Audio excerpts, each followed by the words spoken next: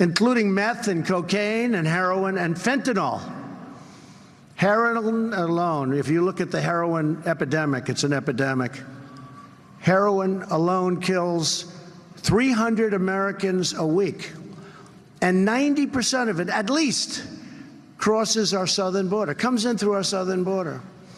And I've spent a lot of time with Secret Service and with Border Patrol and ICE, incredible people, and they show me the methods that they use, how they hide it. They put it in hubcaps, they put it in engines, they put it in areas you wouldn't. They're brilliant in many ways. They're brilliant. You wouldn't even think of what they do to get things in. And we can stop it, but we can't stop it if we're going to play politics.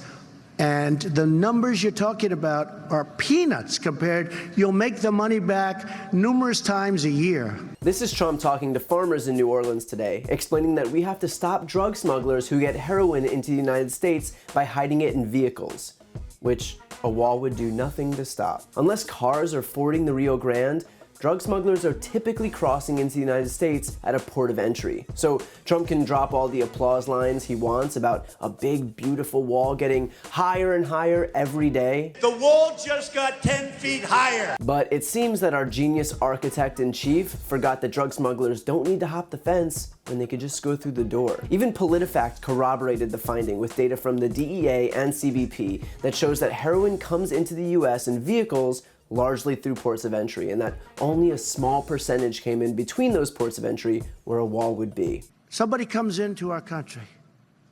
They touch 1 foot on the ground, and we have to catch them. It's called catch. We then take their names, and we bring them to a court. Can you believe this? And we release them. But see, we're trying to do catch and hold, catch and not release. But you have to release. So we release. And they go into our country, and then you announce, these are the laws. Then you say, come back in 3 years for your trial. Tell me, what percentage of people come back?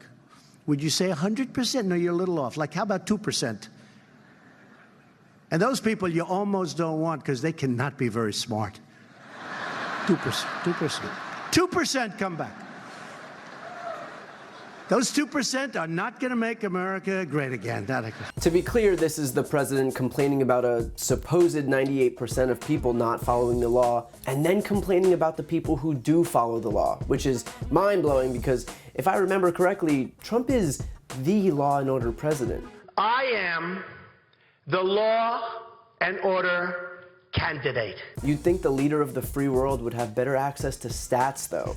The number of no-shows at immigration hearings is not 2%, but as high as 75%, according to the Justice Department. Now, that's not to say that there isn't room for improvement regarding no-shows, but visa overstays have nothing to do with a wall. And if Republicans really cared about the issue, they might have looked to do something, anything about it, when they controlled every branch of government. Instead, they gave themselves a tax cut that a fraction of the country approved of. Think of it. This man that killed 8 people and so badly injured 12, they say he's got about 22 relatives coming in that are here. And take a look at how well his relatives are doing. It's not a good picture. Chain migration. You know what? I might actually have to give this one to Trump. Nothing I hate more than people who use their family members to skip the line and take jobs from Americans. So if Trump wants to reverse that rule, I have a pretty good idea of where he can start. And finally, here are some fun little clips from that same speech where Trump is so incapable of admitting fault that if he misspeaks, he'll just pretend he meant to say that word. Not only did we gain New Orleans, we doubled the size of the United States. We secured new parts and ports, new parts of the map and globe that we never thought. And new ports, very importantly. Last June, Border Patrol agent was checking sensors on the Clintons and Chilton's ranch. Funny, even though she lost the election, Hillary is right there in the White House anyway, living rent-free in Trump's head every single day.